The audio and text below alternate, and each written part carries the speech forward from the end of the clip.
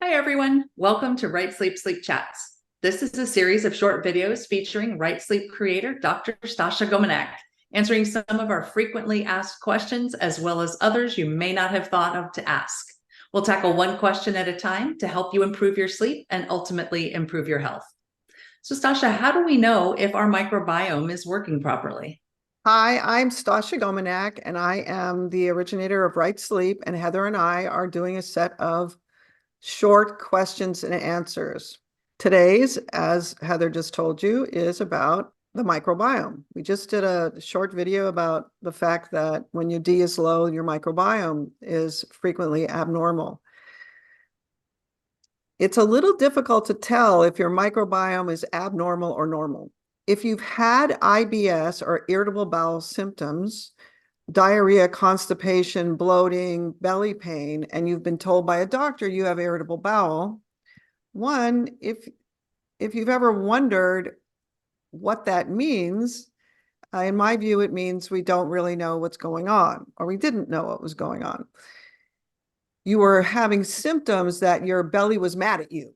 Like, that's crazy. Well, it's uncomfortable, and we didn't know why. Now we know it usually means that the population of bacteria living inside in your belly are not normal. And we also now know that the microbiome is making certain chemicals that make the nervous system of the intestine work normally. So when your intestine is working normally, your stomach empties normally, so it doesn't feel like food is just sitting there. You don't have acid reflux. You don't have any trouble digesting food. And you usually get up every day and poop once or maybe twice, and then it's all over for the day. And your belly is quiet and it doesn't hurt you and it doesn't get mad at you. Now, here's the part that's a little difficult. I really didn't feel like I personally had any belly issues, but once I started to give vitamin D, and then I found out that almost everyone who I was seeing needed to do the B vitamins to bring their microbiome back. I had a question of whether or not every single person that I was seeing as a neurologist not only had low vitamin D, but it also lost their normal microbiome. Because if they didn't have symptoms, I didn't see any reason to give them B vitamins. But when I tried to do D by itself in people who did not have belly symptoms, frequently they would come back doing worse. So we did vitamin D. They didn't convert their microbiome by using the B50 that we talked about.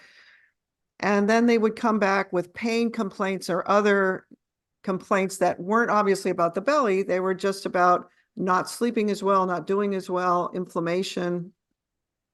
So I came to the conclusion that everyone who happened to come in to see a neurologist for whatever reason, they weren't coming to see me for sleep problems. They were coming to see me for epilepsy or headache or a stroke. So neurologic problems meant that they had not just low D, but they also had lost their normal microbiome. And in order to get them out of whatever that disease was, I needed to do both D and I needed to convert their microbiome.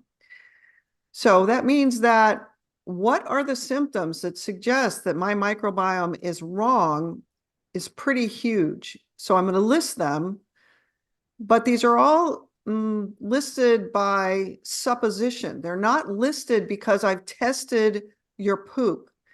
And as we talked about in the last video, the microbiome is different in the mouth than it is the esophagus, than it is in the stomach, than it is. So you can't really test the microbiome just by doing a poop sample. So basically all the diseases that are common, including all diseases that are about mood, depression, anxiety, addiction, being withdrawn, not wanting to come out of the house. So all the subspecialized names for agoraphobia, et cetera, the psychiatric illnesses, and most of the medical illnesses that you see your doctor for, including I get sicker than everybody else when I get a cold, and it takes me 4 weeks to get better. Those sorts of things are all related to, do I have a normal immune system and do I sleep normally to repair my body? That means they're all related to having one, a low D, and two, a microbiome that's not normal. All right. Well, thank you, Stasha, and thank you all for joining us. Please subscribe to the RightSleep channel and then like and share our videos. You can find more information as well as the RightSleep program at drgominak.com. Remember, we see our doctor once a year because we heal our bodies every night. Until the next sleep chat, sleep well. Bye.